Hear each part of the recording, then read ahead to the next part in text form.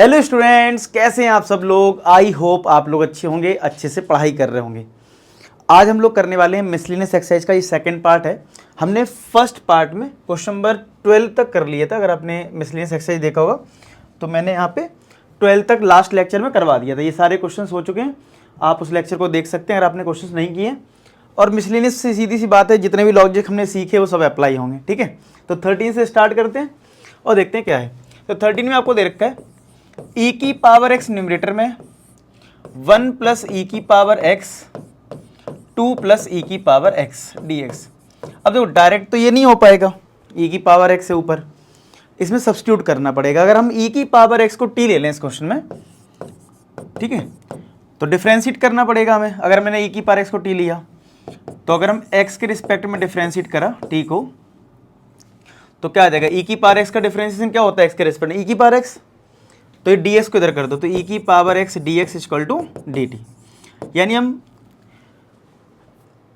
e की power x dx या dt लिख सकते हैं। न्यूमरेटर पार्ट हमारा dt से रिप्लेस हो जाएगा, तो dt अपॉन 1 प्लस ई की पावर x यहाँ पे t हो गया और ये 2 प्लस टी हो गया।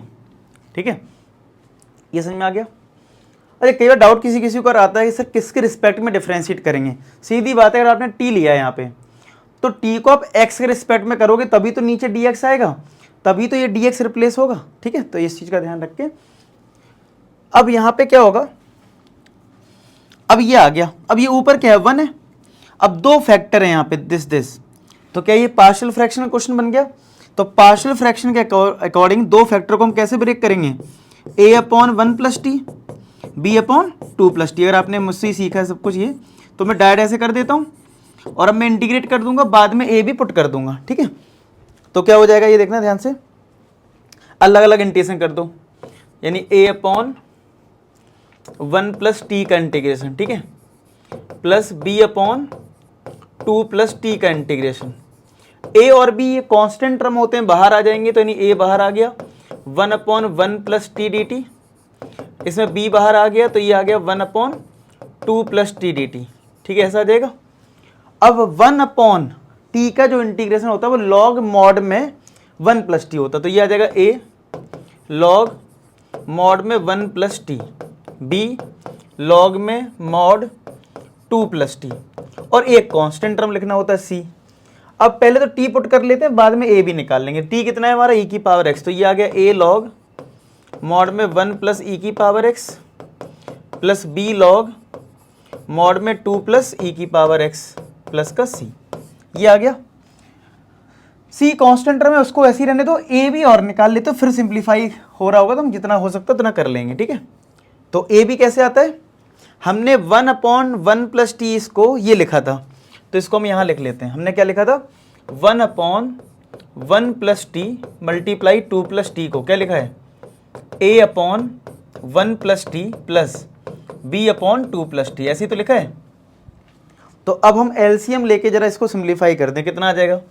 तो अगर हमने एलसीएम लिया तो ये 1 प्लस टी आएगा और ये 2 प्लस टी आएगा, a के साथ ये 2 प्लस टी आ जाएगा और b के साथ यहाँ पे ये 1 प्लस टी आ जाएगा। ठीक है, इतना आ जाएगा। और 1 अपॉन यहाँ पे तो सेम रहेगा 1 प्लस टी 2 प्लस टी, तो क्या ये कट गया, तो कितना आ गया 1 इक्वल टू 2 का मल्टीप्लाई करा तो 2a प्लस ये हो जाएगा 80, मतलब 2a plus 80 plus b plus bt, bt आ गया। अब देखो ये क्या आएगा 2a प्लस का b, तो क्या आ जाएगा 2a प्लस का b, ये 80 है और ये bt है। अगर t कॉमन ले लिया तो ब्रैकेट में क्या आएगा a प्लस b और इधर क्या है 1। अब यहाँ पे t का कोफिशिएंट a प्लस b है और यहाँ पे t कुछ है ही नहीं, तो इसका मतलब a प्लस b कितना हो जाएगा 0, और ये 2a plus b constant term है, यहाँ पे कॉन्स्टेंट टर्म 1 है, तो a प्लस b को इसके नीचे करके सॉल्व कर लेते हैं। तो माइनस करा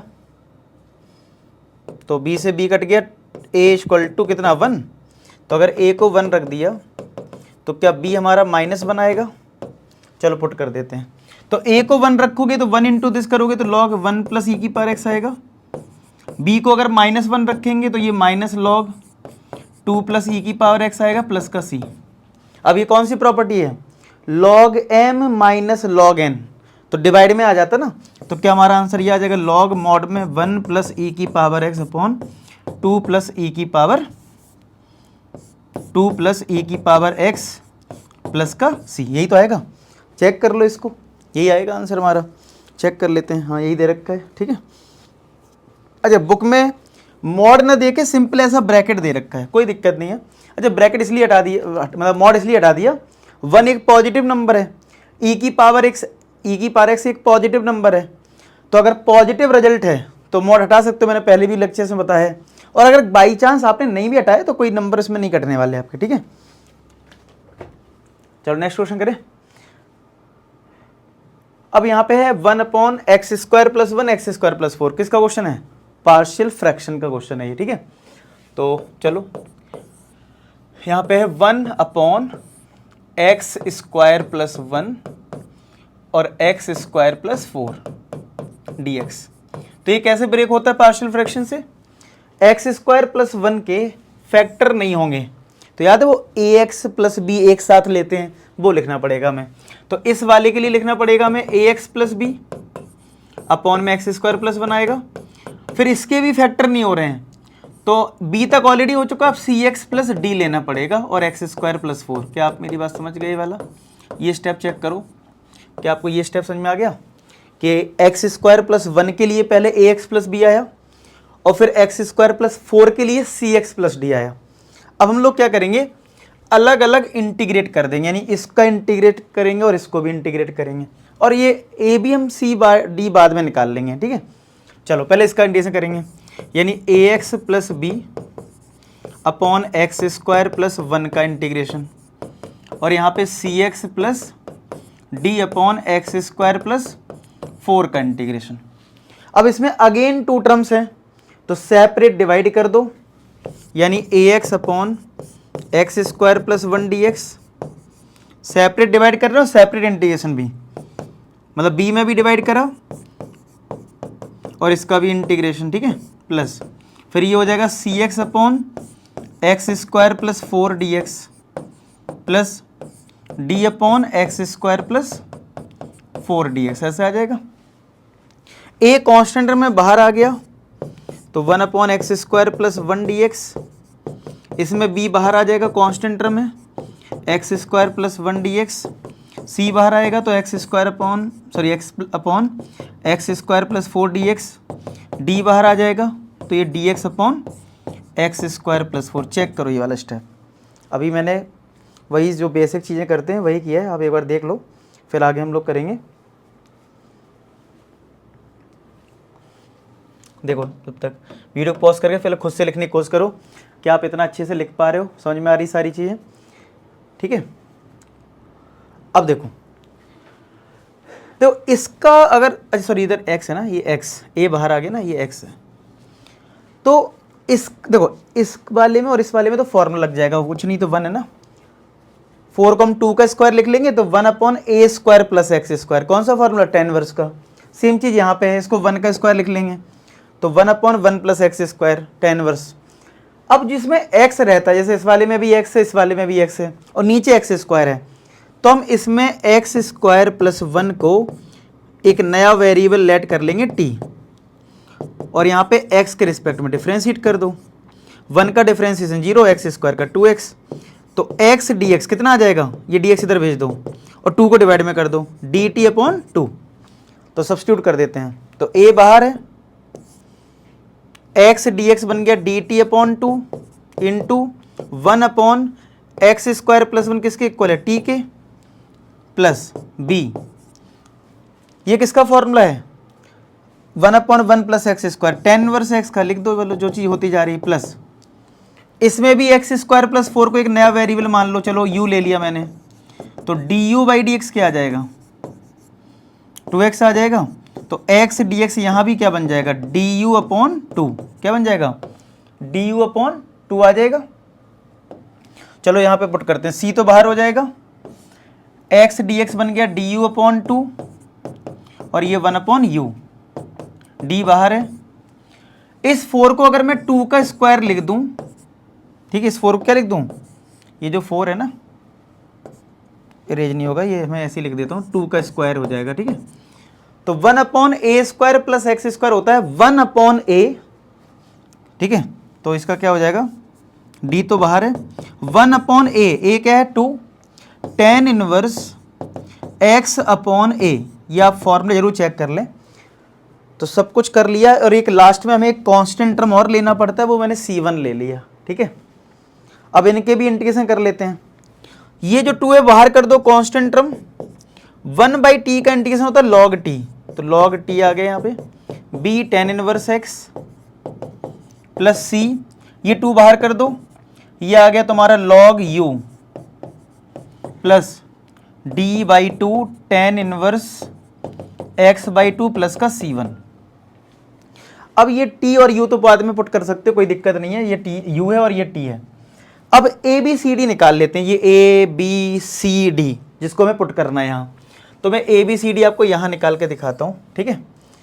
चलो, हमने a b c d कहाँ से स्टार्ट करा था, यहाँ से, यानी इस चीज़ को, यानी हमने लिखा था 1/x² प्लस 1 x² प्लस 4 को क्या लिखा था, हमने इसको लिखा था ax plus b upon x² plus 1 plus cx plus d upon x² plus 4, यही तो लिखा था, चेक करें। हमने 1/x² प्लस 1 को क्या लिखा था, ये लिख दिया था, और 1/x² प्लस 4 को ये लिखा था, चेक करो ये चीज़, ठीक है। यहाँ तक क्लियर है।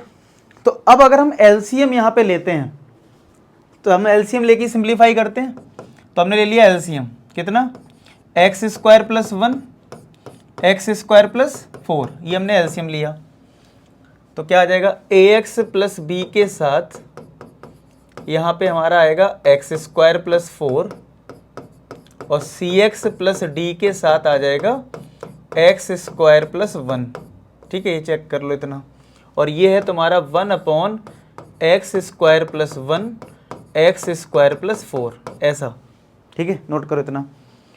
और आप लोग देखो ABCD खुद से निकाल पा रहे हो कि नहीं निकाल पा रहे हो, क्योंकि यार देखो आप खुद से करोगे बहुत कॉन्फिडेंस आता है, मैं एज ए स्टूडेंट हमेशा इस चीज़ को समझता हूँ, ठीक है। ये कट गया, तो 1 = मल्टीप्लाई करो, तो ax का मल्टीप्लाई x² में होगा तो ax³ ax का 4 में होगा तो 4ax प्लस का bx² प्लस का 4b, फिर इसका करो cx³ प्लस का cx प्लस का dx² प्लस का d। चलो x³ में क्या क्या है, यहाँ पे a यहाँ पे c, ठीक है, तो ये और ये टर्म निपट गया। x² में क्या है, bx ये और ये b प्लस d, x में क्या है 4ax और cx यानी कि 4a प्लस का c, कांस्टेंट टर्म में क्या है 4b और d, क्या सारे टर्म कवर हो गए, देख लो 4b प्लस का d, देखो 2 4 6 8 2 4 6 8 यानी सारे टर्म निपट गए हैं 1।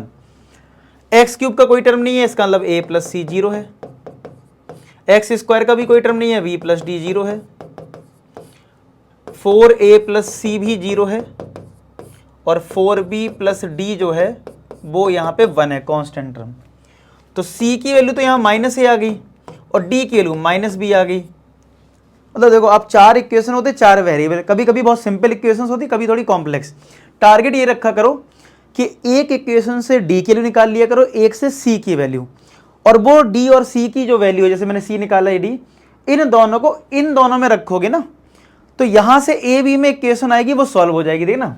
अब जैसे ये है 4a और c की वैल्यू यहाँ -a है, तो -a रखा, तो देखो यहाँ पे 4a -a, तो यहाँ पे तो a 0 आ गया, बड़ी अजीब बात हो गई, ये तो 0 कर देगा। चलो, और अगर a 0 है तो क्या भैया c भी 0 हो जाएगा खतरनाक हो गया ये तो। अच्छा a c तो यहाँ 0 ही हो गया। अच्छा 4b, d की वैल्यू -b है, तो 3b = 1, तो b तो यहाँ पे 1/3 आया, और अगर b 1/3 आया तो d है -b, तो d कितना आएगा -1/3। तो भाई अब जरा पुट करते हैं और अपने आंसर चेक करते हैं। तो भैया अगर a की वैल्यू 0 है, यानी ये 0 है, तो ये टर्म पूरा 0 हो जाएगा क्या, ठीक है। b की वैल्यू है 1/3 tan इनवर्स x, और c की वैल्यू अगर 0 आई है तो ये टर्म पूरा 0 हो जाएगा, और d की वैल्यू है -1/3, तो अगर हम डी की वैल्यू -1/3 रखेंगे और डिवाइड में तो 2 पहले से है, और ये tan इनवर्स x/2 प्लस का c1, ठीक है। तो ये आ जाएगा 1/3 tan इनवर्स x, ये माइनस का 1/6 tan इनवर्स x/2 प्लस का c1, ये आंसर आ जाएगा। समझ में आया? तो देख लेते हैं आंसर हमारा सही है गलत है, कुछ हो गया तो। वैसे बिल्कुल सही निकला है, ठीक है, आप बुक में चेक कर सकते हैं, ठीक है। अच्छा c1 वो c एक ही बात होती है, तो कहो सर आपका c1 है इसमें c आ रहा है, कांस्टेंट है, आप k भी लिख सकते हो, कोई वो नहीं है, ठीक है, यही दे रखा है। चलो तो फाइनली आपने नोट तो कर ही लिया होगा मैंने, ठीक है। अब नेक्स्ट करा जाए, तो ये कौन सा था 14 ना, 15 देखो 15th में हमारे पास है इंटीग्रेशन, हमें करना है cos क्यूब x e की पावर log sin x। हमने इससे पहले एक और क्वेश्चन करा और उसमें मैंने एक प्रॉपर्टी बताई थी कि अगर e की पावर log कोई फंक्शन f(x) है तो e और log दोनों हट जाते हैं, सिर्फ f(x) आ जाता है। तो इस प्रॉपर्टी को यहां लगा दो, तो देखो e log हट जाएगा, सिर्फ क्या बचेगा मल्टीप्लाई में sin x। अब इसका इंटीग्रेशन करना है, बताओ कैसे होगा। तो क्या हमें इसमें cos x को t मान लेना चाहिए, क्योंकि आप डिफ्रेंशिएट करेंगे जब x के रिस्पेक्ट में t को, तो माइनस का sin x आएगा cos x का डिफ्रेंशिएशन, तो इसको इधर भेज दो, तो sin x dx dt आ जाएगा, और माइनस को भी इस साइड भेज दो, यानी माइनस dt। अब रिप्लेस कर दो, cos x अगर t है तो ये cos क्यूब x यानी t क्यूब आया, और sin x dx यानी ये वाला पार्ट जो है वो माइनस dt, तो माइनस अगर बाहर कर दिया जाए तो t क्यूब dt हो गया, और t क्यूब dt का कंडीशन क्या होगा t की पावर 4/4, तो माइनस t की पावर 4/4 प्लस का c, तो माइनस t यहाँ पे कितना है, t हमने क्या लिया था cos x, तो cos x की पावर 4/4 प्लस का c, यानी कि माइनस cos की पावर 4x/4 प्लस का c, ये आ जाएगा आंसर, ठीक है, चेक कर लो। तो माइनस cos की पावर 4/4 प्लस यही आ रहा है, ठीक है। नेक्स्ट देखो, इतना नोट करो, क्वेश्चन नंबर 17 में हमारे पास है, एक मिनट, 17 में हमारे पास है एफ डैश ए x plus B, F dash ए एक्स प्लस बी, और ब्रैकेट में है F A x plus B की होल पावर एन ना, ये पावर है एन, मल्टीप्लाई नहीं है वो एन, पावर में है, और इंटीग्रेट करना है। आपने देखो इतने क्वेश्चंस किए हो सेकंड एक्सरसाइज में, सब्स्टिट्यूशन वाले मेथड में, जब भी कोई रूट होता है या पावर कुछ खतरनाक टाइप की होती है तो उसके अंदर वाले पार्ट को टी लेते हैं।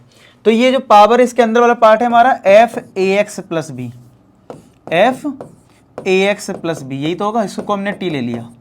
अच्छा, ये आपने सीखा है पहले से कि अगर हम किसी फंक्शन का डिफरेंशिएशन करते हैं एफ एक्स का, तो वो एफ डैश एक्स बनता है, क्या बनता है एफ डैश एक्स।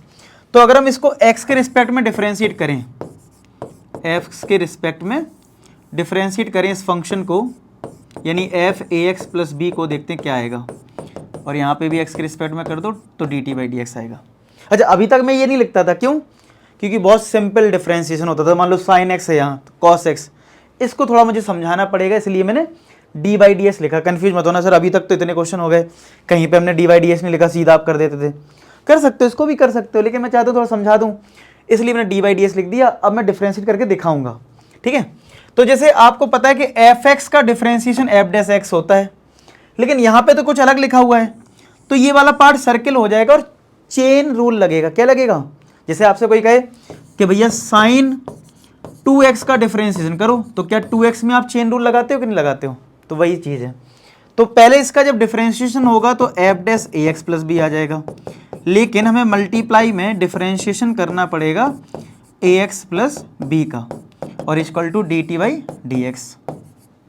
तो एफ डैश ए एक्स प्लस बी, अब इसका डिफरेंशिएशन क्या कितना होगा, ए एक्स, ए बाहर आएगा एक्स का 1 यानी ए आ गया, और बी एक कॉन्स्टेंट टर्म है 0, d t by d x. तो ये फाइनली आ गया f dash A x plus b into a d t by d x. तो यहाँ से dx निकाल सकते हो, तो dx कितना आ जाएगा, dx आ जाएगा dt अपॉन एफ डैश ए एक्स प्लस बी इंटू ए। ठीक है, चलो पुट कर दो यहाँ, एफ डैश ए एक्स प्लस बी हमारे पास पहले से है, मल्टीप्लाई, इसको हमने t माना है तो t की पावर n इंटू, और dx की वैल्यू ये है हमारे पास dt अपॉन एफ डैश ए एक्स प्लस बी इंटू ए। तो ये वाला पार्ट तो कट गया, तो a जो है वो बाहर आ जाएगा, कांस्टेंट टर्म है, तो हमारे पास जो इंटीग्रेशन हमें करना पड़ेगा वो सिंपल करना पड़ेगा t की पावर n का, तो 1 अपॉन ए, और t की पावर n का कंडीशन क्या हो जाएगा, t की power n plus 1 upon n plus 1 plus का c, तो 1 अपॉन ए, t की वैल्यू सब्स्टिट्यूट कर दो, क्या है F A x plus b, तो इसकी पावर n अपॉन में n प्लस 1 अपॉन में n प्लस 1 प्लस c, तो ये आ जाएगा इसका आंसर। ठीक है, आप देख सकते हो, हाँ यही है, F A x plus B की पावर n प्लस 1, नीचे a मल्टीप्लाई लगा दिया, उससे कोई फर्क नहीं पड़ता, सेम बात है, प्लस का c। क्लियर है, चेक कर लो इस चीज़ को। ठीक है, ये क्वेश्चन नंबर था हमारे कौन सा 17। अब नेक्स्ट करते हैं क्वेश्चन नंबर 18। अच्छा, कुछ लोग बच्चे कमेंट भी कर रहे थे, मैं जैसे देखता भी हूँ, बोले सर हमारी जो ना अभी तक भी अप्रोच नहीं बन पाती है, कि हमें समझ में नहीं आता हमें स्टार्ट कहाँ से करें। देखो सही बात है, ये इंटीग्रेशन थोड़ा सा कोई नया क्वेश्चन देगा आप हमेशा परेशान रहोगे, मतलब ये इंटीग्रेशन की खास बात है। डिफरेंशिएशन में क्या है ना, डिफरेंशिएशन में बहुत जो चीज़ है कि कुछ ना कुछ हो ही जाता है, 1-2 स्टेप हो जाते हैं।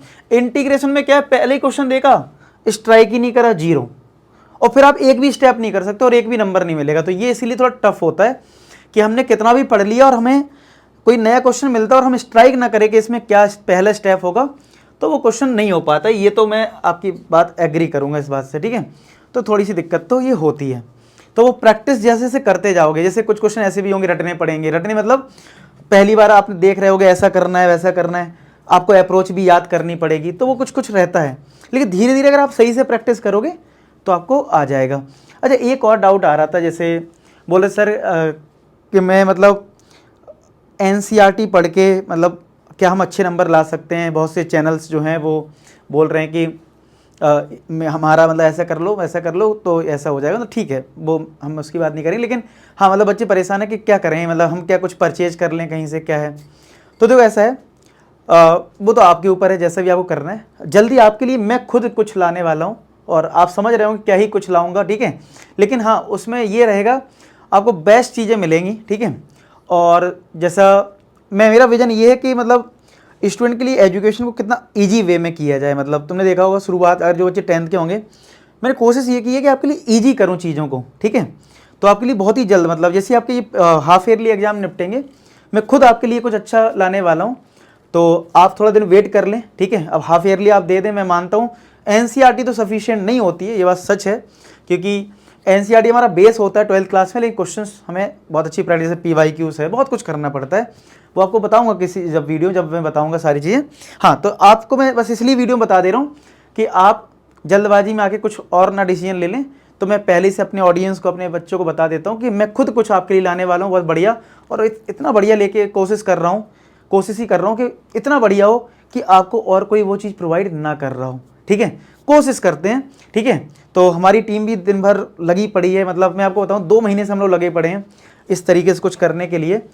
तो हालांकि इसको हम अनाउंस भी करेंगे, लेकिन मैंने आपको एक, क्योंकि बच्चे कमेंट करते हैं कि सर हमारे ऐसा है NCERT से कुछ हो पाएगा कि नहीं हो पाएगा, तो मैंने कहा क्यों ना आपको वीडियो के थ्रू अलग से वीडियो क्या बनाऊँ।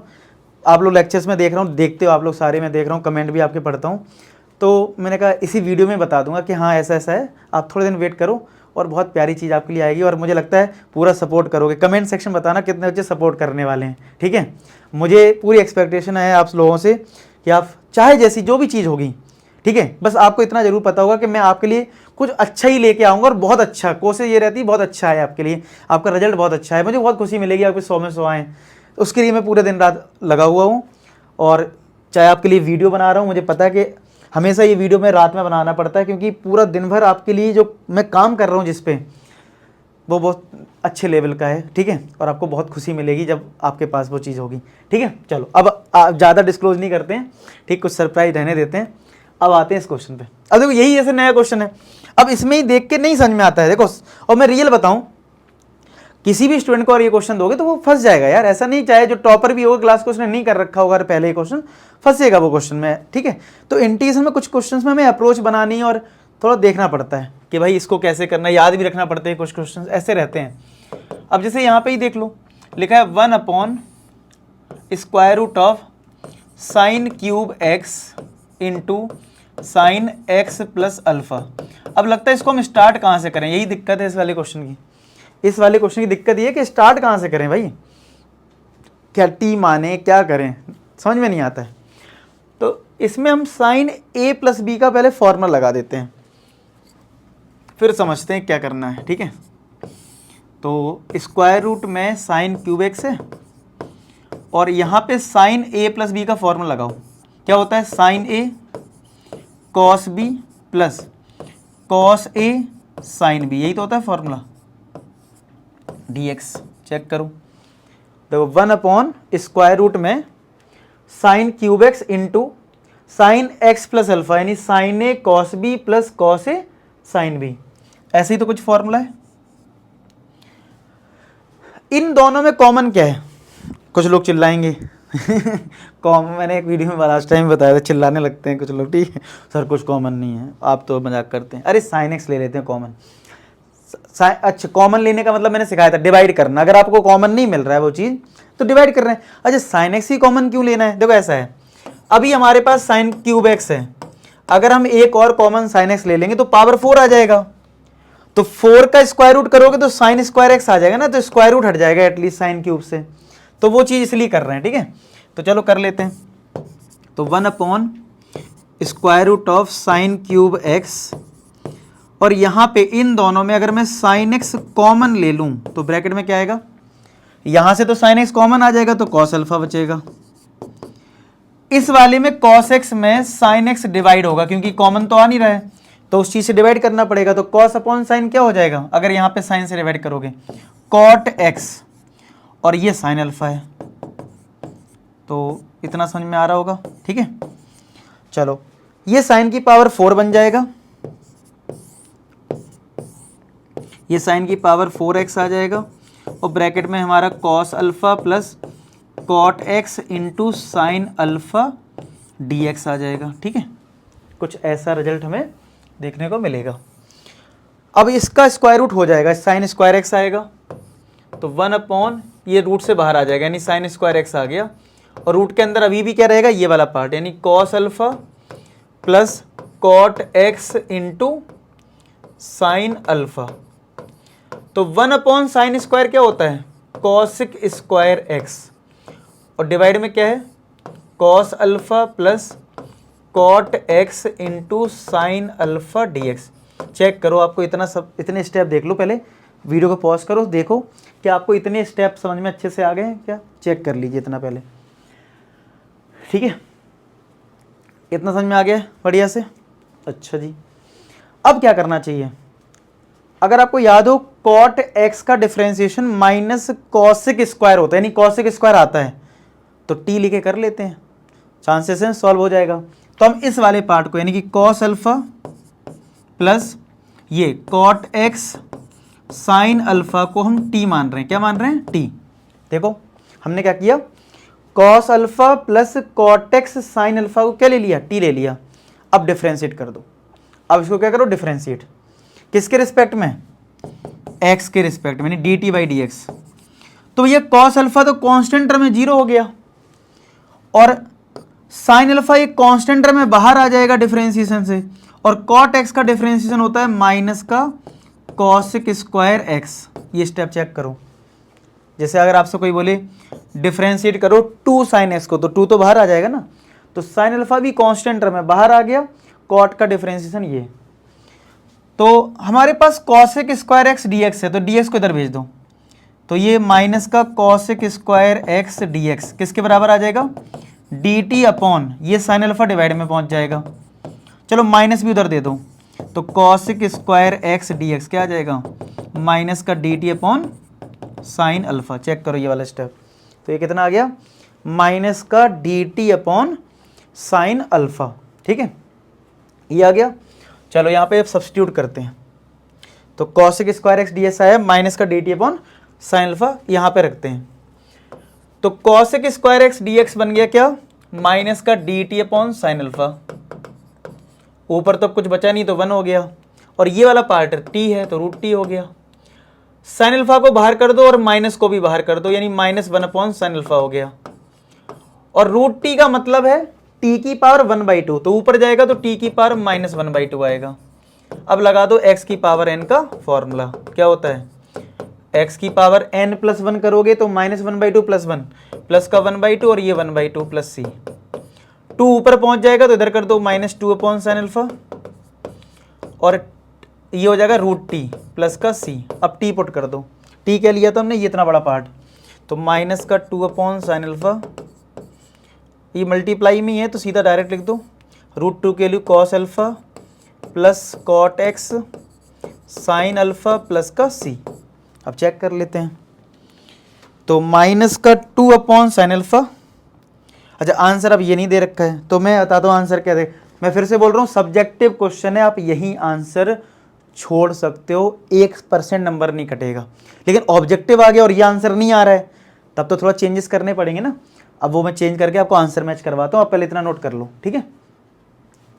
अब देखो यहाँ पे क्या करे, कॉट एक्स जो है ना हमारे पास, ये एनसीईआरटी जानते हो कुछ ना कुछ सिम्प्लीफाई करते हैं, अच्छा करते हैं, इससे आप सीख रहे हो। पता है आपने अगर पूरा इंडेशन मुझसे पढ़ा है ना तो आपने देखा होगा मैंने हर क्वेश्चन का आंसर निकलवाया और हर बार बोला है सीखना है, क्योंकि अब तो ऑब्जेक्टिव क्वेश्चन का जमाना है, ठीक है, तो आना तो चाहिए। चलो इस वाले में जो हमारे पास है -2 अपॉन साइन अल्फा ना, तो स्क्वायर रूट के अंदर कॉस अल्फा है प्लस कॉट एक्स क्या होता है, cos x upon sine x, और साइन अल्फा है आपके पास प्लस का c। तो यहाँ पे अगर हम साइन एक्स एलसीएम ले लें, क्या ले लें, साइन एक्स एलसीएम, फिर हमारा आंसर आ जाएगा, देखना साइन एक्स अगर एलसीएम ले लिया तो ये साइन एक्स यहाँ पहुँच जाएगा, तो sine x cos alpha plus cos x sine alpha plus का c, तो -2 अपॉन साइन अल्फा, ये किसका फॉर्मूला बन गया, sign A cos B plus cos A sine B, क्या ये साइन ए प्लस बी का फॉर्मूला है, तो यही बुक में आ रहा आंसर, ठीक है। तो देखो बहुत जरूरी है, देखो मैंने आपको बोला भी है ऑब्जेक्टिव क्वेश्चन में सिंप्लीफाई करना आपको आना चाहिए। क्यों आना चाहिए भाई, सीधी सी बात, तुमने इतनी मेहनत करके इसको सॉल्व कर लिया और ये वाला पार्ट तुमने मैच नहीं करवा पाया तो कितनी बड़ी फॉल्ट है। तो इसलिए हमें सिंप्लीफिकेशन सीखना है, इसको ये नहीं करना है कि चलो कोई नहीं सब्जेक्टिव है कुछ भी कर देंगे, ऐसे ही लिख देंगे, क्या फ़र्क पड़ता है, हाँ कोई फ़र्क नहीं पड़ता है, लेकिन कल के दिन तो तुम्हें ऑब्जेक्टिव क्वेश्चन ही मिलेंगे ना पेपर में कॉम्पिटिटिव में, तो भाई मेहनत तो करनी पड़ेगी ना। चलो नेक्स्ट करें, नोट कर लिए, अब आगे बढ़िया, बहुत बढ़िया क्वेश्चन आया है। अब देखो नेक्स्ट लिखा है 1, इस मतलब हमें इंटीग्रेशन करना है 1 minus root x upon 1 plus root x, इसका हमें इंटीग्रेशन करना है। अब एक चीज मैं तुम्हें बता देता हूं, उसका यूज बार बार करना, कभी भी अगर 1 माइनस और 1 प्लस मिले तो 1 माइनस के बाद कॉस होना चाहिए, क्या होना चाहिए, कॉस, और 1 प्लस के बाद भी कॉस होना चाहिए, तभी वो सिंप्लीफाई हो पाता है। तो इसीलिए हम लोग क्या करेंगे, रूट एक्स को cos 2 थीटा ले लेंगे, या cos थीटा भी आप ले सकते हो जैसा आपका मन करे।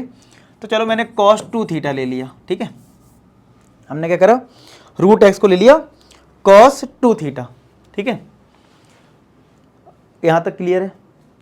अच्छा जी, और अगर आप cos थीटा लोगे तब भी आंसर सेम ही आएगा, ऐसा नहीं कि cos 2 थीटा लिया तो अलग आएगा। तो अगर आपको लग रहा है कि cos थीटा से काम चल जाएगा तो आप cos थीटा ही ले लो, चलो मैं रूट एक्स को cos थीटा ले लेता हूँ, चलो काम, ठीक है। चलो क्या करा मैंने, फिर से बता रहा हूँ, रूट में अगर 1 माइनस है तो आप क्या करो, रूट वाले पार्ट को ही कॉस ले लिया करो, जिससे 1 माइनस कॉस सिंप्लीफाई हो जाता है। अभी बताऊंगा कैसे होगा। अगर आपको इनवर्स ट्रिग्नोमेट्री वाला लॉजिक अगर याद है, कहीं सीखा है सिंप्लीफिकेशन, तो आपको याद आ जाएगा मैं क्या कहना चाह रहा हूँ।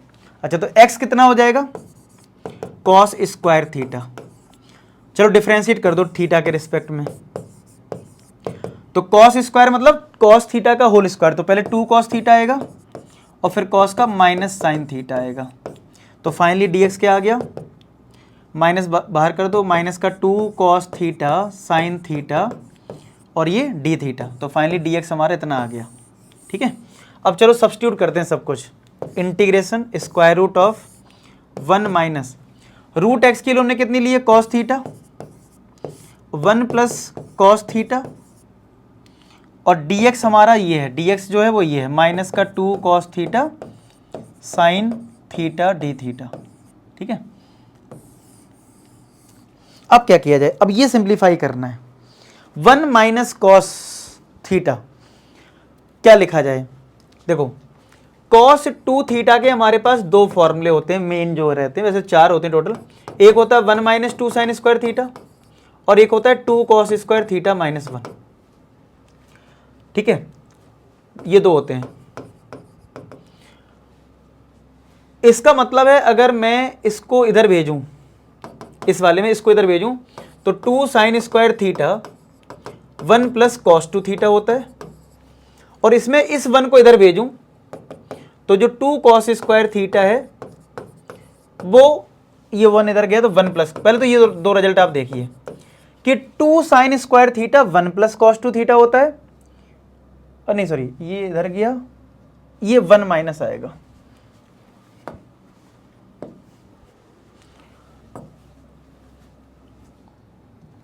ये 1 माइनस, ठीक है, तो आप देख सकते हो 1 माइनस कॉस अगर होता है तो वो 2 साइन स्क्वायर होता है और एंगल हाफ। देखो यहां 2 थीटा है तो यहां पे एंगल क्या है, हाफ है।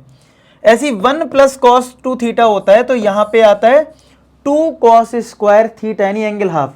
और ये पहले भी बहुत बार आपने शायद डिफरेंशिएशन में और इनवर्स ट्रिग्नोमेट्री में यूज किया होगा डायरेक्ट, 1 माइनस कॉस में 2 साइन स्क्वायर एंगल हाफ। अगर नहीं किया तो अब याद कर लो, ये लॉजिक मैंने बताया कहां से आया कि 1 माइनस कॉस जो है वो 2 साइन स्क्वायर थीटा यानी एंगल हाफ हो जाता है। तो इसका मतलब ये वाला जो पार्ट है ये बन जाएगा 2 साइन स्क्वायर, और इस एंगल का देखो ध्यान से देखना, यहाँ 2 थीटा है तो ये थीटा है, तो ये थीटा है तो क्या थीटा बाई 2 आएगा, ऐसे ये 2 कॉस स्क्वायर थीटा बाई 2 आएगा, और ये आपका क्या चल रहा है माइनस का 2 cos theta sine theta d theta. ठीक है, 2 से 2 कट गया। अब मैं इसको इरेज कर देता हूँ, आप इसको लेकिन नोट कर लो कि कैसे मैंने वो चीज़ लिखी थी। अब देखना, तो ये आएगा sine square upon cos square, कितना आ जाएगा टेन स्क्वायर थीटा बाई 2, और इनटू है माइनस का 2 cos theta sine theta d theta. Square root करोगे तो ये टेन थीटा बाई 2 आ जाएगा, टेन थीटा बाई 2 माइनस का 2 cos theta sine theta d theta.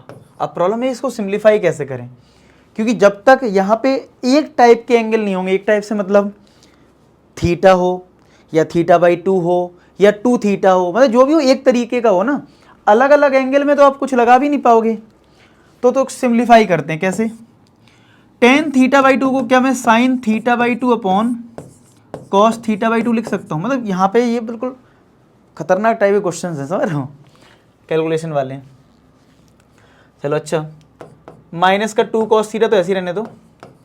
ये जो साइन थीटा है इसको चेंज कर लेते हैं, कैसे, हमारे पास जो है ना साइन 2 थीटा का हमने बहुत बार फॉर्मूला पढ़ा है, क्या 2 साइन थीटा कॉस थीटा, यानी कि अगर यहाँ 2 थीटा है तो यहाँ थीटा हो जाता है यानी एंगल हाफ हो जाता है, तो वो साइन थीटा में क्या बन जाएगा 2 sine theta by 2 cos theta by 2 D theta, यही तो आएगा।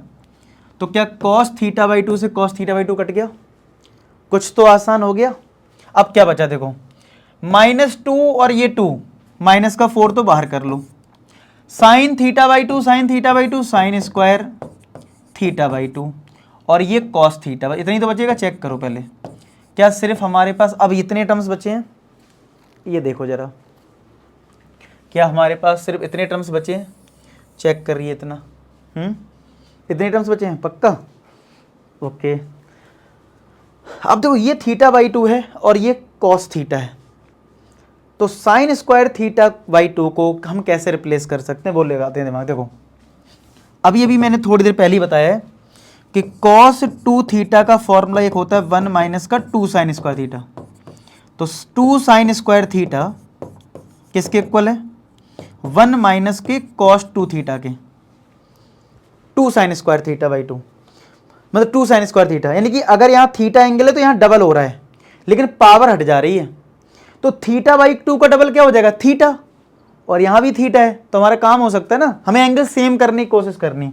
तो 2 साइन स्क्वायर थीटा है, तो एक काम करो, यहाँ 4 है ना, एक 2 अंदर दे दो, यानी कि -2 बाहर रहने दो और एक 2 अंदर दे दो, यानी 2 साइन स्क्वायर थीटा बाई 2, और ये कॉस थीटा डी थीटा। इस वाले को इस फॉर्मूले से सिंप्लीफाई करते हैं, ये बॉक्स में बना देता हूँ कि भैया हमने ये यूज करा है, तो कितना आएगा, तो भाई 2 साइन स्क्वायर थीटा में एंगल डबल हो रहा है, तो 2 साइन स्क्वायर थीटा बाई 2 में क्या आएगा, 1 माइनस कॉस, एंगल डबल कर दोगे तो थीटा का डबल 2 थीटा है, तो थीटा बाई 2 का डबल क्या हो जाएगा, थीटा, और ये कॉस थीटा डी थीटा, इतना आएगा। चेक करो ये स्टेप। अब इस कॉस थीटा का अंदर मल्टीप्लाई करो, तो कॉस थीटा माइनस का cos square theta d theta. अब इसका तो इंटीग्रेशन हो जाएगा, चलो पहले अलग अलग माइनस कर लेते हैं, तो -2 बाहर रहने दो, ब्रैकेट में हमें एक कॉस थीटा का इंटीग्रेशन करना होगा, या एक काम करो कॉस स्क्वायर को चेंज कर ही लेते हैं। कैसे करोगे कॉस स्क्वायर को चेंज, देखो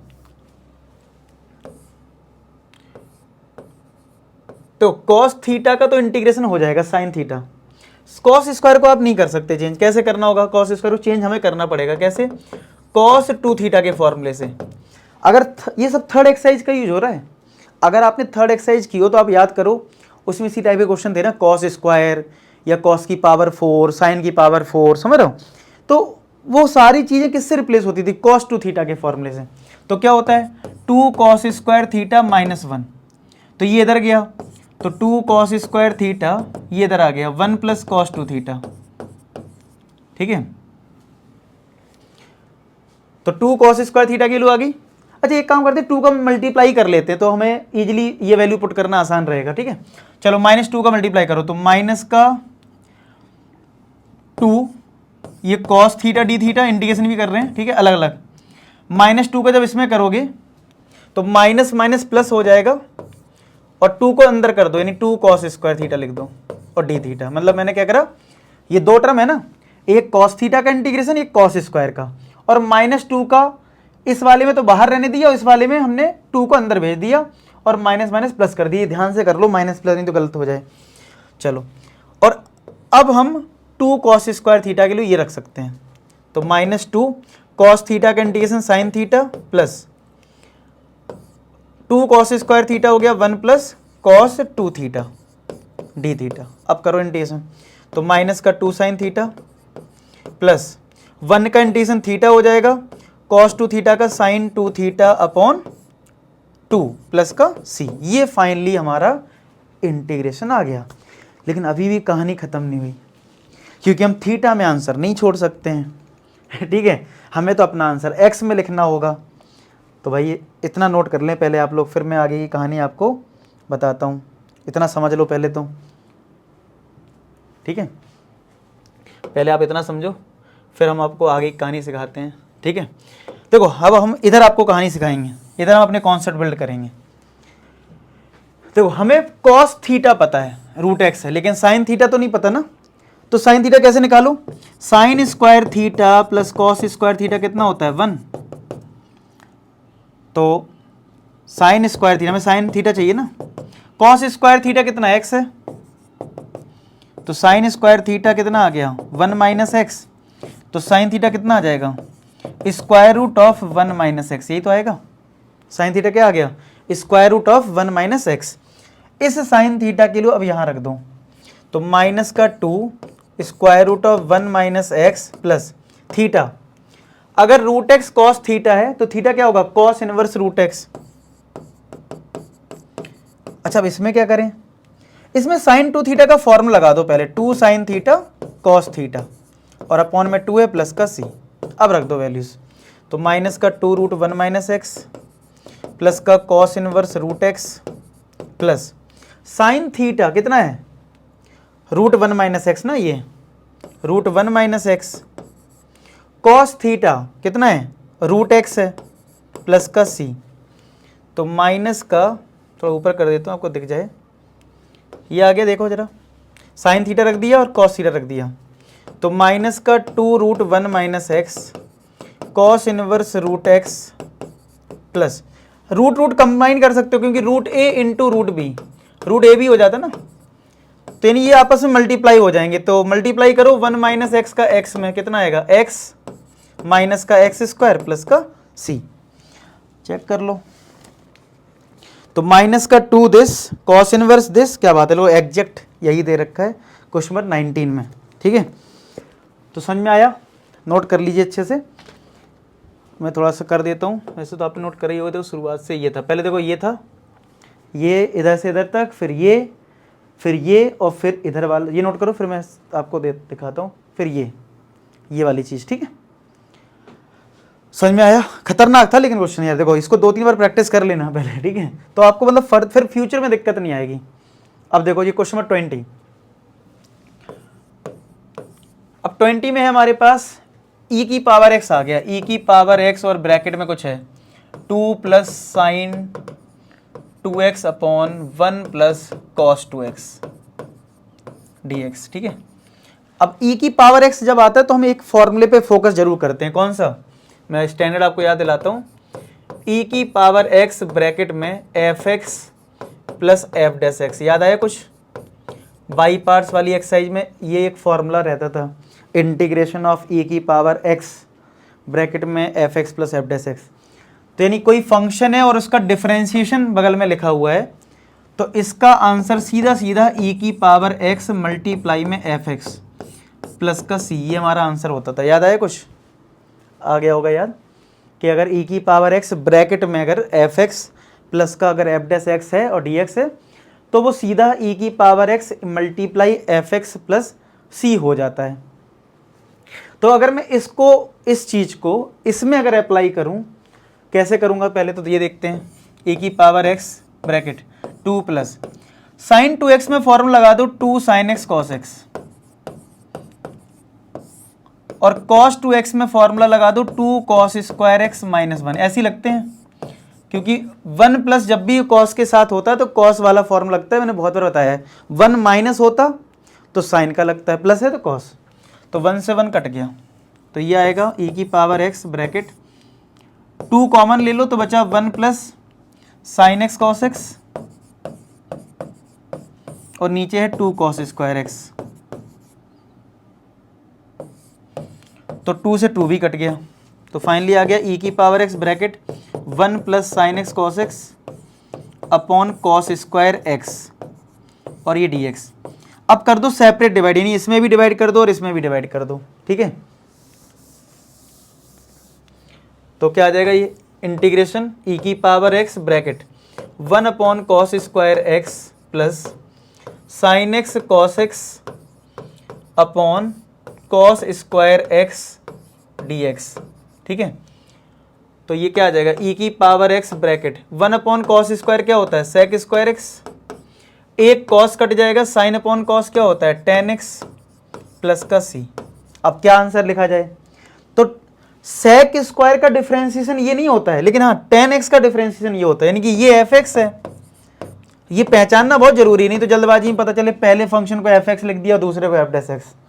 ये देखना होगा कि फंक्शन कौन सा है और इसका डिफरेंशिएशन कौन सा है, तो ये फंक्शन है और ये इसका डिफरेंशिएशन है, तो आंसर क्या होता है, e की power x into F x यानी टेन एक्स प्लस का c, ये आंसर हो जाएगा। और वो फॉर्मूला बता देना जो मैंने थोड़ी देर पहले लिखा था, तो इसका आंसर आ गया e की power x into ten x, यही आ रहा है। क्लियर हो गया, नेक्स्ट करें। अब 21, क्या लगता है कौन सा formula, partial fraction, partial fraction से होगा, ठीक है। तो कौन सा रूल लगेगा, देखो इसमें 21 में x square plus x plus 1 है अपॉन एक्स प्लस 1 का होल स्क्वायर है और एक्स प्लस 2 है और dx। तो ऊपर की डिग्री जो है वो सेम कम है ना न्यूमरेटर की, क्यों, ये होल स्क्वायर यानी पावर 2 और ये 1 3, ऊपर 2 है, कम है। तो कैसे करेंगे इसमें हम, अगर ये स्क्वायर है, अब पार्शियल फ्रैक्शन थोड़ा रिवाइज करो, होल स्क्वायर वाले में क्या रूल होता था, यानी इस चीज को हम क्या लिखेंगे, a अपॉन, अगर होल स्क्वायर है तो पहले पावर 1 लिखते हैं अगर आपको याद हो, फिर b में हम स्क्वायर लगाएंगे और फिर c हम x प्लस 2 लिखेंगे। अगर आप याद कर पाओ, अगर पावर कुछ है 2 3 जो भी है, तो पहले हम कांस्टेंट के नीचे पावर 1 लिखेंगे, फिर 2 लिखेंगे, और फिर अगर कुछ और मतलब फैक्टर है तो c लिख देंगे। तो याद आया कुछ? तो ये आ जाता है फाइनली। यानी हमें इसका इंटीग्रेशन करना है। हमें क्या करना है? इसका इंटीग्रेशन करना है। तो करते हैं, अलग अलग कर दो, सेपरेट कर देते हैं इंटीग्रेशन में। तो यहाँ पे एक इंटीग्रेशन होगा a अपॉन एक्स प्लस 1 का, एक होगा b अपॉन एक्स प्लस 1 का होल स्क्वायर का, और एक होगा c अपॉन एक्स प्लस 1 का। इसमें a बाहर आ जाएगा तो बचेगा 1 अपॉन एक्स प्लस 1, इसमें b बाहर आ जाएगा, और x प्लस 1 के होल स्क्वायर को ऊपर अगर लिखोगे तो x प्लस 1 की पावर क्या आएगा? -2। इसमें c बाहर आ जाएगा 1 अपॉन एक्स प्लस 1 dx। तो a 1 अपॉन एक्स का क्या होता है? लॉग मॉड में x प्लस 1 प्लस b, इसका कितना आएगा?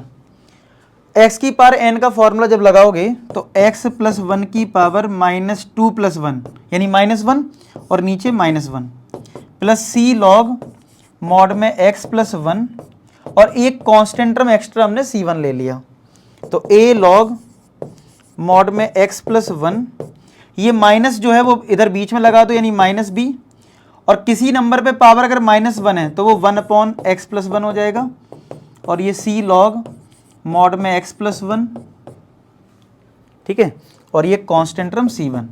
अब आपको ए बी सी निकाल के पुट कर देना है, बस वो हमारा आंसर होगा। तो ए बी सी कैसे आएगा? इस रिजल्ट को लेके, ठीक है, यानी कि हमने जो लिया था स्टार्टिंग में किसको? X square plus x plus 1 upon x plus 1 का होल स्क्वायर एक्स प्लस 2 को जो हमने लिया था, ठीक है, क्या लिया था? a upon x plus 1 plus b upon x plus 1 का whole square plus c upon x plus 2, ठीक है, इतना। तो अब अगर हम इसमें एलसीएम यही ले लें, ये जो टर्म दे रखा है, यानी कि x प्लस 1 का होल स्क्वायर एक्स प्लस 2, तो कितना आ जाएगा? a के साथ एक x प्लस 1 तो कट जाएगा, तो क्या बचा? x plus 1 x plus 2 plus b, x plus 2 का होल स्क्वायर कट गया तो क्या बचा? x plus 2। c के साथ क्या आएगा? x प्लस 2 कटेगा तो ये x प्लस 1 का होल स्क्वायर आएगा, ये चेक करें।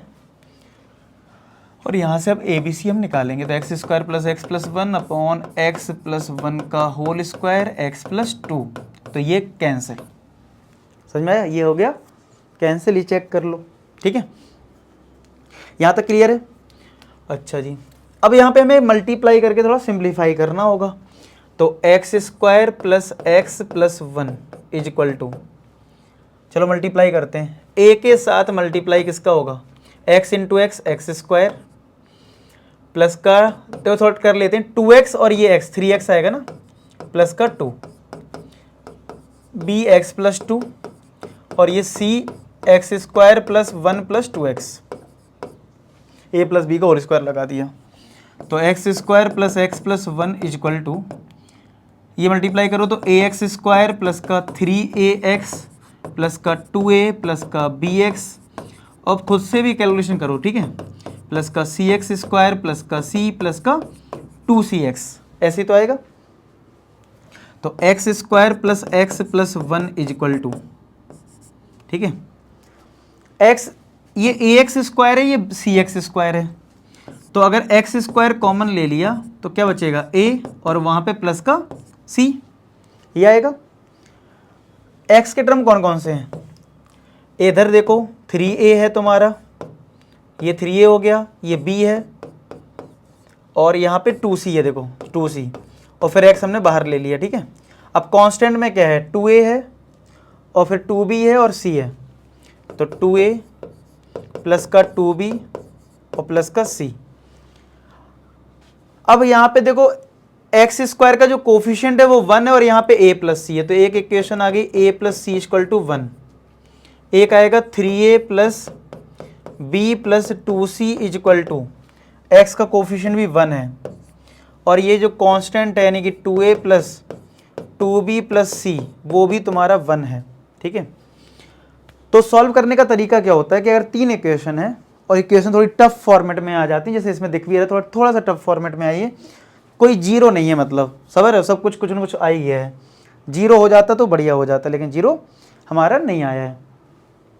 तो कैसे करना चाहिए, किसी भी एक सिंपल इक्वेशन से सी की वैल्यू निकाल के बाकी दो में रख दो, तो वो बाकी दो इक्वेशन ए बी में आ जाएगी, फिर ए बी की जो वैल्यू आएगी वो सब्स्टिट्यूट करके सी आ जाएगा। ठीक है, तो सबसे सिंपल इक्वेशन तो मुझे यही वाली दिख रही है, तो यहाँ से सी कितना आएगा, 1 माइनस का ए आएगा। ठीक है, तो वो इसमें और इसमें रख देते हैं, तो 3a प्लस बी प्लस का 1 माइनस का a इक्वल टू 1, तो ये कितना आ जाएगा, 3a प्लस बी प्लस का 2 माइनस का 2a इक्वल टू 1, तो 3a माइनस का 2a a आएगा और ये प्लस का b है, 1 माइनस 2 कितना आएगा, माइनस का 1, तो एक इक्वेशन देखो ये आ गई।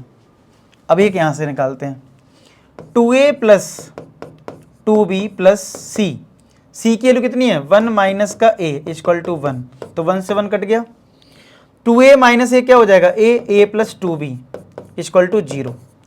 अब इसको इसके साथ सॉल्व कर लो, तो a plus b equal to -1, minus minus और ये हो गया प्लस, a से कट गया, तो 2b माइनस बी क्या हो गया, b, तो b इक्वल टू क्या आ गया, 1 आ गया। अब अगर b को 1 यहाँ पुट कर दिया जाए तो a कितना आ जाएगा, -2, और a को यहाँ -2 पुट कर दिया जाए तो c कितना आ जाएगा, 3। अब जो भी a b c आया उसको यहाँ पुट करके देख लेते हैं, फिर आंसर मैच करते हैं। a को -2 रखा तो -2 log में mod x plus 1 minus b यहाँ पे 1 है तो ये ऐसे ही रहेगा, यानी 1 अपॉन एक्स प्लस 1, और c तुम्हारा 3 है तो 3 log mod में x प्लस 1 प्लस का c1। ठीक है, देखते हैं, तो -2 log x plus 1 minus this plus 3 log this plus c1, यही आ रहा है। अच्छा, अब आंसर तो हमारा आ गया। मान लो ऑब्जेक्टिव क्वेश्चन होता तो इसमें और इसमें लॉग में हो सकता सिंप्लीफाई करके दे रखा होता, तो आप वो सिंप्लीफाई कर सकते हो और फिर उसके अकॉर्डिंग आंसर कर सकते हो। ठीक है, क्लियर हो गया वाला क्वेश्चन, नेक्स्ट करें। क्वेश्चन नंबर 22 जो है हमारे पास, हमें इंटीग्रेशन करना है tan inverse square root of 1 minus x upon 1 plus x का।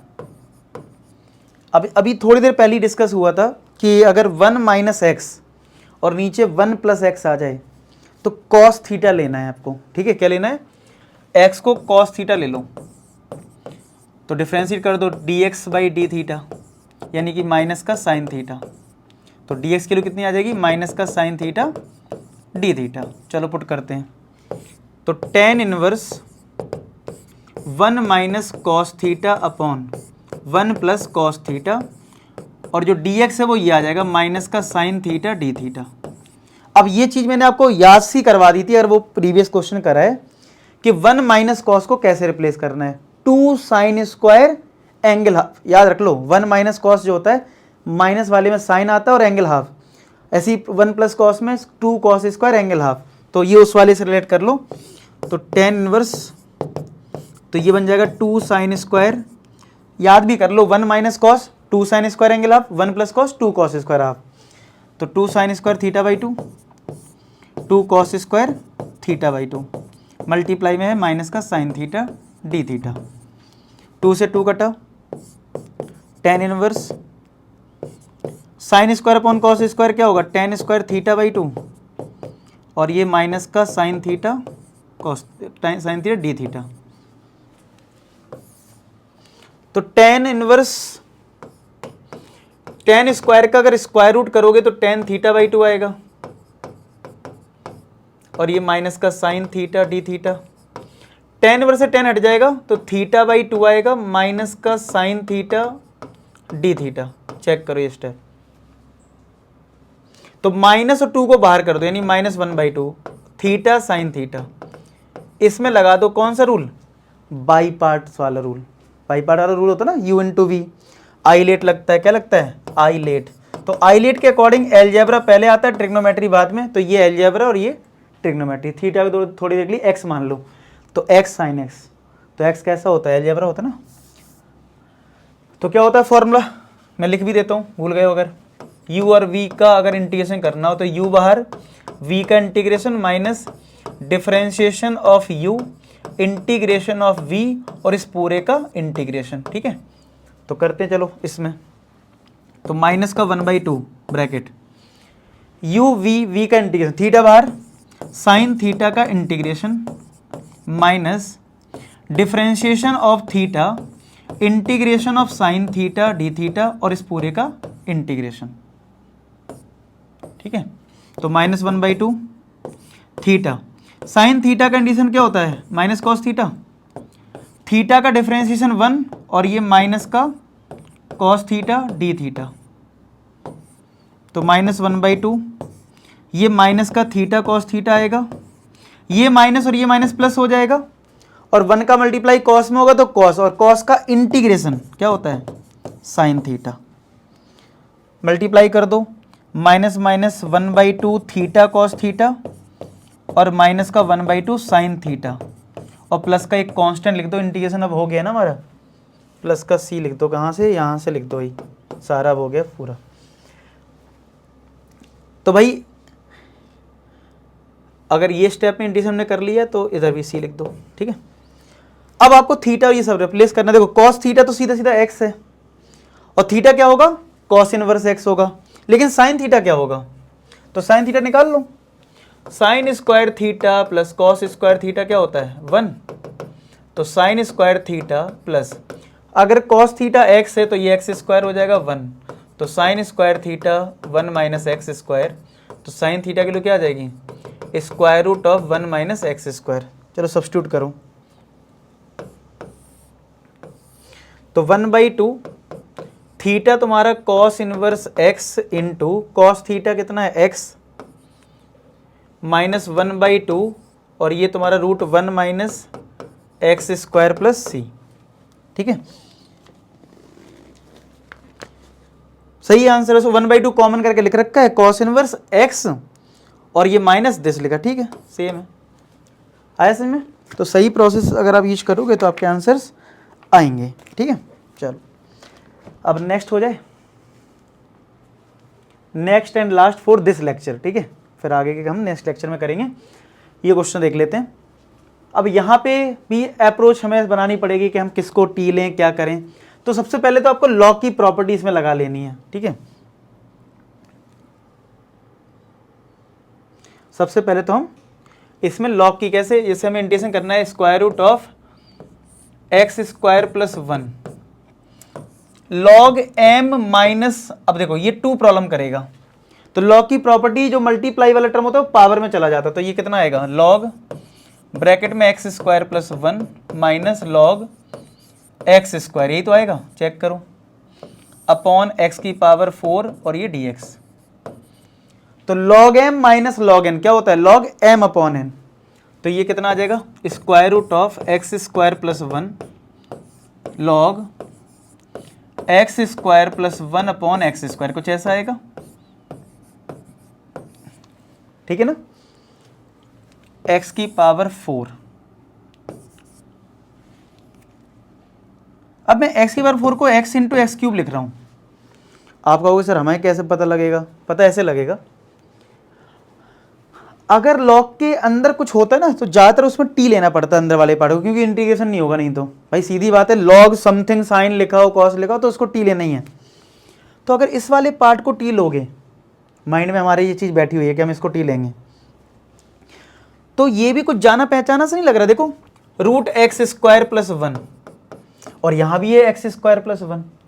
अगर इसको नीचे एक्स स्क्वायर मिल जाए तो कैसे मिलेगा नीचे एक्स स्क्वायर, जो x मैंने अलग कर दिया ना, इस x को अगर रूट के अंदर भेज दूं तो वो तो एक्स स्क्वायर जाएगा ना भाई। अगर आपको x को अंदर भेजना है तो रूट में एक्स स्क्वायर बन जाएगा ना, तभी तो इसका स्क्वायर रूट x आएगा। क्या आप मेरी बात समझ रहे हो, अगर मैं आपसे कहूं 2 बाहर है और इधर x लिखा है, अब इस 2 को अंदर भेजना है तो 2 अंदर जाएगा या 4 अंदर जाएगा, यानी कि 2 का स्क्वायर जाएगा, जाएगा कि नहीं जाएगा, तभी तो ये 2 बनेगा।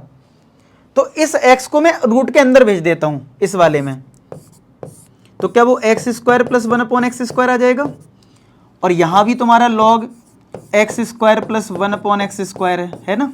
अब ये कुछ थोड़ा थोड़ा सेम लग रहा है, अपॉन में है x³ और ये dx। क्या ये वाला स्टेप समझ में आ गया? अब एक और काम कर लो, फिर t ले लेंगे। अब x² से सेपरेट डिवाइड कर दो, यानी इसमें डिवाइड करा तो 1 और इसमें डिवाइड करा तो 1/x²। लॉग इसमें भी कर लो यही काम, 1 प्लस 1/x²। अब लो t, अपॉन में है x³। ठीक है, अब मैं 1 प्लस 1/x² को लेने वाला हूं t। किसको? 1 प्लस 1/x² को लेने वाला हूं t, यानी कि ये तुम्हारे लिए है 1 प्लस x⁻²। अब करो तो डिफरेंशिएट, तो dt/dx। 1 का तो 0 हो गया, x⁻n का होगा x⁻n x⁻n-1, तो यानी माइनस का 2/x³। dt/dx, तो dx कितना आ जाएगा? अगर dx की बात करूं तो x के ऊपर पहुंचा, -2 डिवाइड में गया और ये dt। चलो पुट कर दो इसमें, तो ये तो टर्म हो गया √t, क्योंकि t ले रखा है। ये हो गया log t, और dx की जो वैल्यू है वो ये है x³/-2 dt, और नीचे एक x³ है, ध्यान से देखो, तो ये x³ कट गया। अब ये जो -2 इसको बाहर भेज दो, ये जो -2 ना इसको बाहर भेज दो, तो 1/-2 आ गया बाहर। अब आपको √t और log t का करना है इंटीग्रेशन। तो आइलेट के अकॉर्डिंग log पहले आता है, अलजेब्रा बाद में, तो √t तो अलजेब्रा है, तो हमें log t को पहले लिखना पड़ेगा और √t को बाद में, और बाई पार्ट अब लगा दो और फिर वैल्यू सब्स्टिट्यूट कर दो। ठीक है, तो चलो बाई पार्ट लगाते हैं यहाँ पे। तो -1/2 तो बाहर है, ब्रैकेट लगा लो, log t पहले बाहर आएगा, इंटीग्रेशन होगा √t का dt। ठीक है, फिर माइनस डिफरेंशिएशन होगा किसका? log t का, इंटीग्रेशन होगा √t dt का, और इस पूरे का इंटीग्रेशन और ब्रैकेट क्लोज। तो -1/2 log t इंटू √t का कंडीशन क्या होगा? √t का मतलब है t⁻1/2, तो t⁻1/2 कंडीशन क्या हो जाएगा? t⁻3/2/3/2 minus integration log t का 1/t डिफरेंशिएशन, और √t का इंटीग्रेशन जो इधर आया t⁻3/2/3/2 dt। थोड़ी ध्यान से कैलकुलेशन करोगे तो आएगा आंसर -1/2। ये 3/2 है तो ये 2/3 ऊपर लिख दो, 2/3 log t into t⁻3/2 minus, ये भी 2/3 आएगा, ये बाहर कर सकते हो इंटीग्रेशन से। अब देखो यहाँ t⁻1 है, ये 3/2 है, बेस सेम है, पावर माइनस होगी, 3/2 में -1 करोगे तो क्या 1/2 आ जाएगा? आएगा कि नहीं आएगा? अब फिर से t⁻1/2 का इंटीग्रेशन करना पड़ेगा, तो माइनस का 1/2 2/3 log t into t⁻3/2 minus 2/3, इसका इंटीग्रेशन क्या हो जाएगा? 3/2/3/2 और प्लस का c, प्लस का क्या हो जाएगा? प्लस का c आ जाएगा। ठीक है, अब यहाँ पे थोड़ा ध्यान से और कैलकुलेशन करेंगे। देखो -1/2 2/3 log t इंटू t⁻3/2, 2 ऊपर पहुंचेगा तो 4 बन जाएगा, और 3 इंटू 3 9 बन जाएगा यहाँ, और t⁻3/2 प्लस का c। चेक करो इतना स्टेप। अब क्या हमें t⁻3/2 कॉमन मिल रहा है? बताओ, मिल रहा है कि नहीं मिल रहा है कॉमन? तो कॉमन ले लें। आप पहले इतना नोट कर लो, मैं इधर इरेज करके फिर आपको आंसर मैच करवाता हूं। पहले आप इतना नोट करें, कर लिए नोट इतना? चलो, अब सबसे पहला स्टेप मुझे जो दिख रहा है वो दिख रहा है कुछ कॉमन दिख रहा है मुझे। क्या कॉमन दिख रहा है? एक तो मुझे t⁻3/2 कॉमन दिख रहा है, -1/2 पहले से था, t⁻3/2 कॉमन दिख रहा है। और क्या दिख रहा है? एक देखो, इधर 2 है इधर 4 है, तो 2 तो कॉमन मिलेगा, इधर 3 इधर 9 है, 3 मिलेगा, तो हमें एक 2/3 भी कॉमन दिख रहा है ना, तो चलो 2/3 कॉमन चला गया, t की पावर 3/2 बच गया, यानी log t बचा, माइनस यहां 2/3 कॉमन लिया तो 2 बच गया होगा, नीचे 3 बच गया होगा, यानी 2/3 और बस वो तो कॉमन ही हो गया, प्लस का c, 2 से 2 कट गया, तो ये -1 और ये 3 इधर कर दो, और t कितना था हमारा 1 + 1/x² की पावर क्या है 3/2 ब्रैकेट log t हमारा था 1 + 1/x² माइनस का 2/3 प्लस का c। आप आंसर चेक कर सकते हो, यही आ रहा है, सेम आ गया, आया समझ में, देख लो, ठीक है। तो अब रिमेनिंग जो क्वेश्चंस हैं, ठीक है, देखते हैं कि 1 या 2 लेक्चर मैक्सिमम में हो जाएगा, मतलब 24 हमें करना है, नेक्स्ट में 40 क्वेश्चंस हैं, तो 1 या मैक्सिमम 2, ठीक है। वो क्वेश्चन डिपेंड करता है, कभी कभी 5 ही क्वेश्चन में बहुत टाइम लग जाता है, कभी कभी 10 क्वेश्चन हो जाते हैं एक ही लेक्चर में, तो डिपेंड करता है, वो देखेंगे कैसे क्वेश्चन हैं। तो 1 या 2 लेक्चर में कंप्लीट हो जाएगा, और मैं कोशिश कर रहा हूँ आपका सिलेबस जो है वो जल्द से जल्द 9 चैप्टर्स तक, काफ़ी कुछ बच्चों का आ रहा है, तो उनका भी हो जाए, कुछ का तो 8 चैप्टर्स तक ही आ रहा है, 7 तक ही आ रहा है, तो 8 चैप्टर तो आप मान लो 15 तारीख से पहले पहले आराम से हो जाएगा, ठीक है। 15 तो मैंने ज़्यादा बोल दिया, और पहले हो जाएगा, तो वो लोग तो फ्री हो गए, लेकिन अगर 9th आ रहा है, मैं कोशिश करूँगा जल्द से जल्द करने का, ठीक है। चलो मिलते हैं नेक्स्ट वीडियो में, तब तक अपना ख्याल रखें, पढ़ाई करते रहें। लास्ट में एक ही बात बोलूँगा कि आप सभी सफल हो, धन्यवाद।